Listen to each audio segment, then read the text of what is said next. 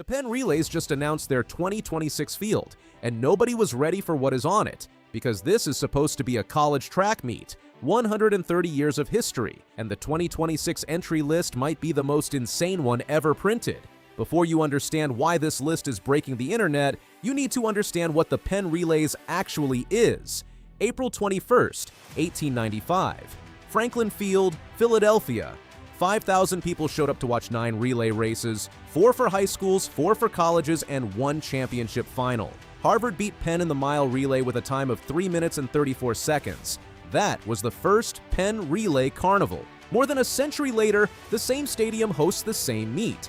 Except now, there are over 300 events across 3 days. 15,000 athletes from high schools, colleges, and track clubs across North America and abroad. Attendance that regularly tops 100,000 over the weekend.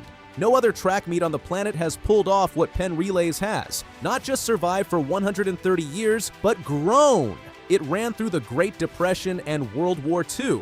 The only time it stopped was 2020, when COVID shut the world down. The first interruption since 1895. Today, it is the largest track and field meet in the world by number of participants.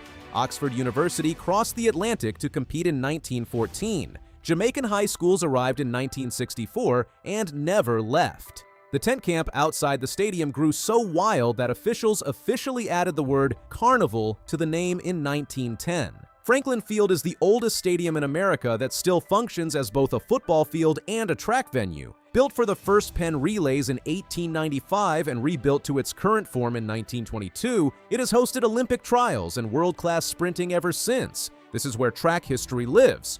The 130th running of the Penn Relays takes place April 23rd through 25th, 2026 at Franklin Field. 314 events across 3 days. The meet director, Steve Dolan, put it plainly, the 130th Penn Relays is a celebration of legacy, passion, and unbreakable spirit of competition.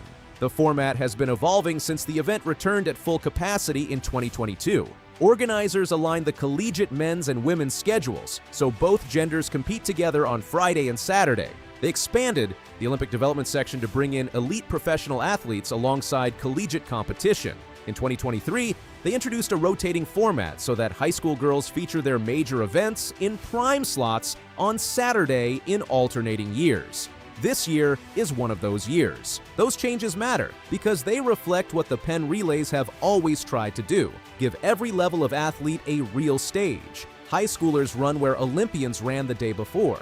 A 17-year-old in her first relay looks up at the same finish line that legends crossed decades earlier.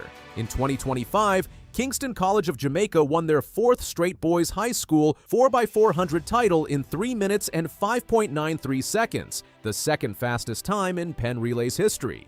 Heidel High School set a new meet record in the girls 4x400 at 3 minutes and 30.42 seconds, their 4th consecutive title. Records fell. Programs built legacies. That is Penn.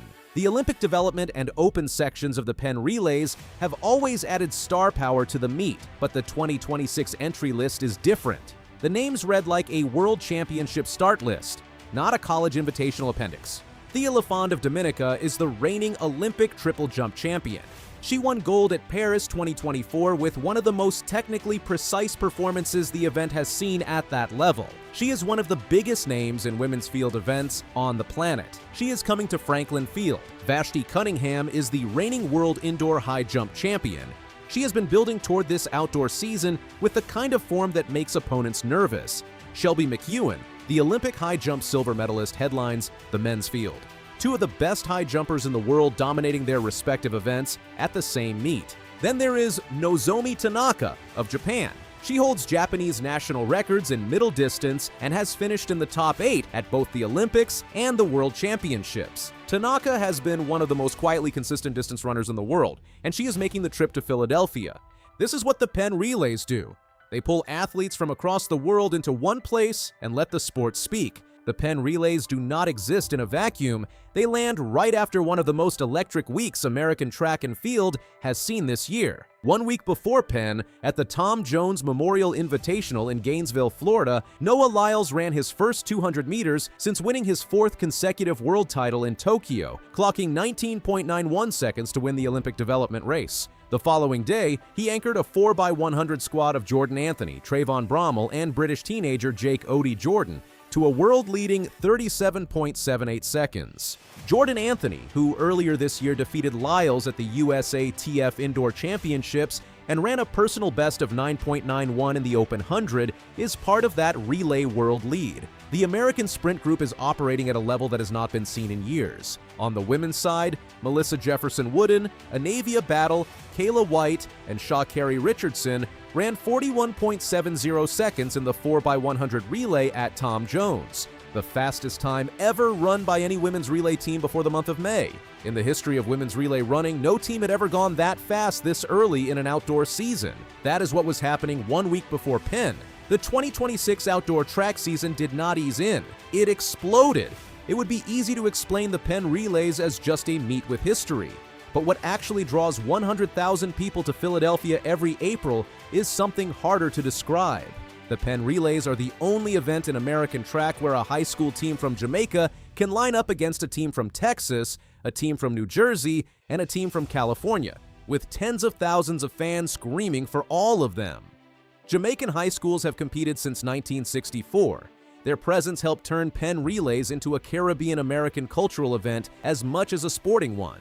The sections of Franklin Field that fill up Saturday afternoon are not silent. They are loud in a way most track meets never manage. Elite athletes have always known this. Usain Bolt, Shelly-Ann Fraser, and Alfred Kerr-Wayego came to Penn in 2010 for the USA versus the World Relay Series, drawing a single-day record of 54,310.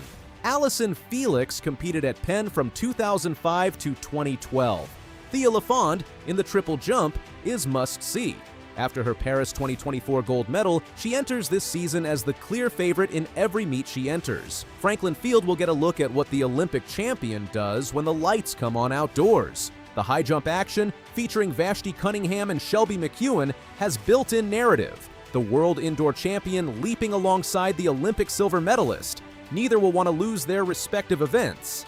And the collegiate relay action, the Championship of America races that have defined Penn for generations, will deliver the kind of moments that cannot be scripted. A relay anchor running the race of her life to hold off a charging rival. The 2026 Penn Relays are broadcast live on FlowTrack and the FlowSports app. April 21st, 1895. 5,000 people, 9 races. Harvard beats Penn. That was the beginning. 130 years later, the carnival fills the same stadium with 100,000 people, 15,000 athletes, and an elite field of Olympians and world champions. The sport has changed. The records have fallen so many times no one can count them anymore. But Franklin Field is still standing.